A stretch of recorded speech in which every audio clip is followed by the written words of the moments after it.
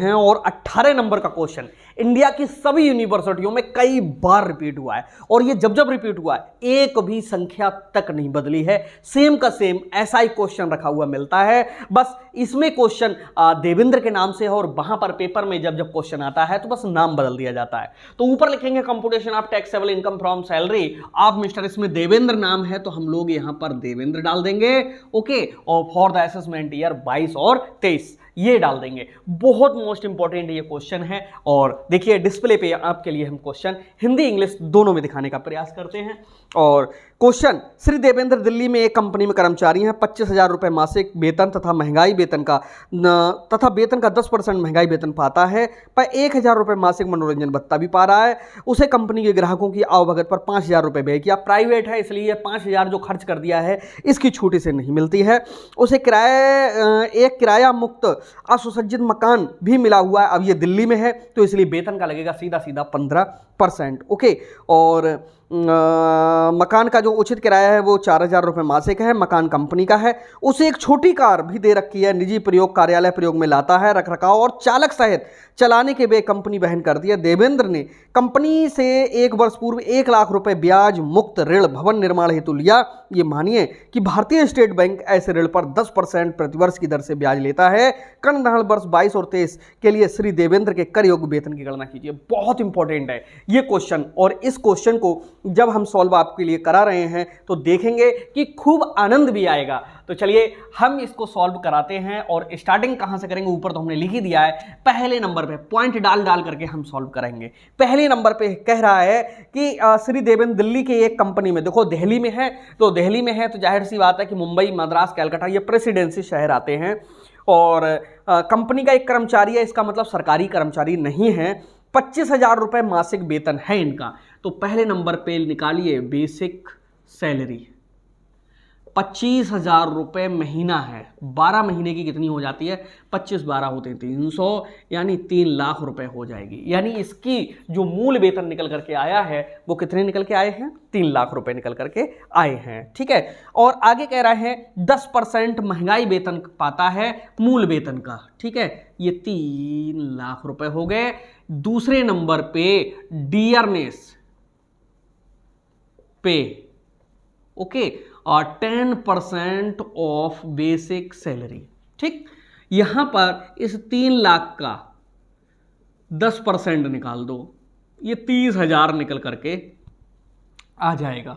जोड़ोगे घटाओगे तो वो अपने आप 30,000 रुपये हो जाएगा। इतना बहुत सरल लग रहा होगा, ठीक है, टफ नहीं है। इनकम टैक्स कहीं टफ लगे हमारे चैनल पे आपके लिए टफ नहीं लग सकती है। ओके, और तीसरे नंबर पे तीसरा जो पॉइंट है वो किसका है, वो तीसरे नंबर पे कह रहा है वो मनोरंजन भत्ता 1,000 रुपये प्राप्त कर रहा है। ठीक है, चलिए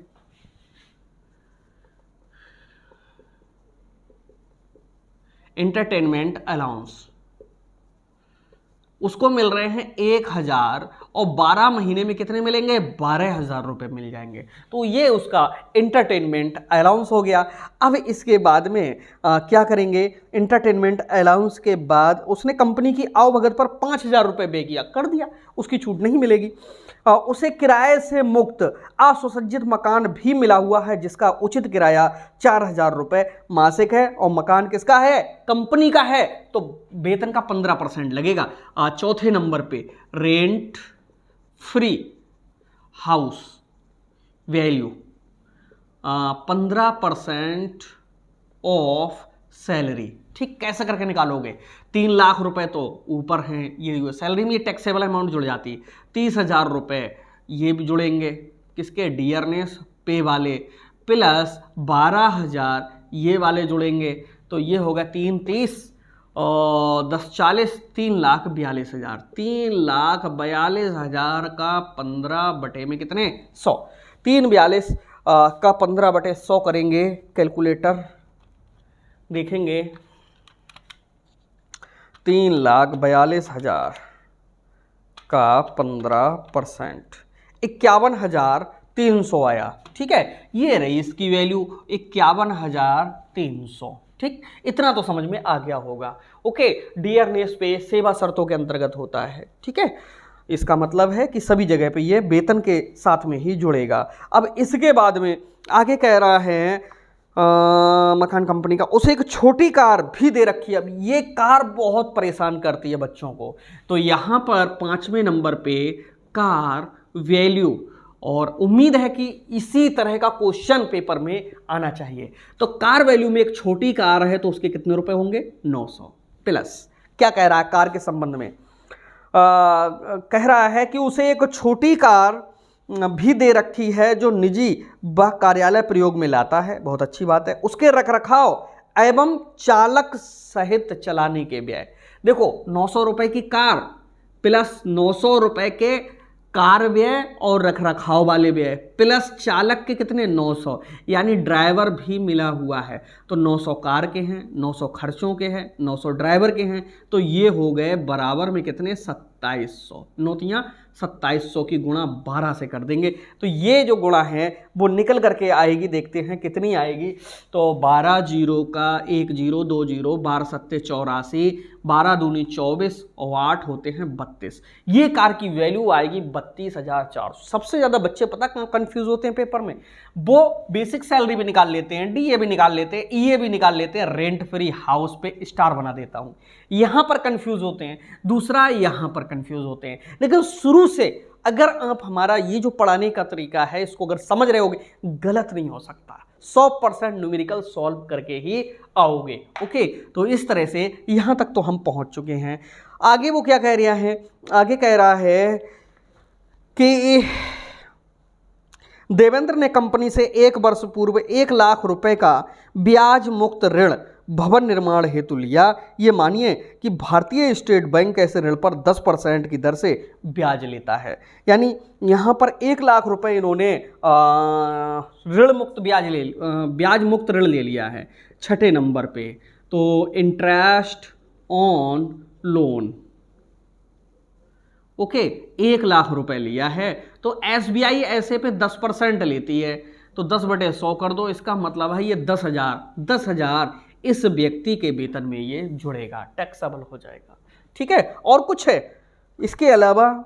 और कुछ नहीं है, केवल इनकी टोटल टैक्सेबल इनकम याद करवा रहा, यहाँ तक इसका टोटल कर लेंगे।